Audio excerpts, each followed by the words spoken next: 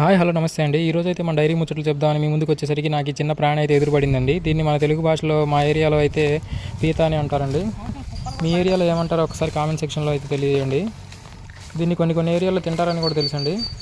మరికొన్ని ఏరియాల్లో అయితే ఇవి వరి పొలాలు అమ్మటి ఉండి గనాలు అమ్మటే బొక్కలు పెడతా ఉంటాయండి. వరి పొలంలో నీళ్లు నిలబడకుండా రైతులను ఇబ్బంది పెడతా ఉంటాయి. నాకైతే ఈ డైరీ ఫామ్లో దీనివల్ల ఎటువంటి నష్టం అయితే లేదండి. దీన్ని అయితే మళ్ళీ సేఫ్గా మళ్ళీ పొలంలో వదిలిపెట్టాను. మనం గత 1 ఇయర్గా డైరీ ఫామ్ రన్ చేస్తున్నాం కదండి. ఈ డైరీ ఫామ్ ఫీల్డ్ ఎట్లా ఉంది, ఎవరికైతే సెట్ అవుతుంది, ఈ డైరీ ఫామ్లో లాభ నష్టాలు కష్టాలు ఎట్లా ఉంటాయో మన ఛానల్లో అయితే ఎప్పటికప్పుడు అప్డేట్ చేస్తూ ఉంటున్నానండి. మీరు మన వీడియో చూస్తున్నారంటే డైరీ రంగం మీద కొంచెం ఇంట్రెస్ట్ ఉన్నట్టయితే నాకు అర్థమైందండి.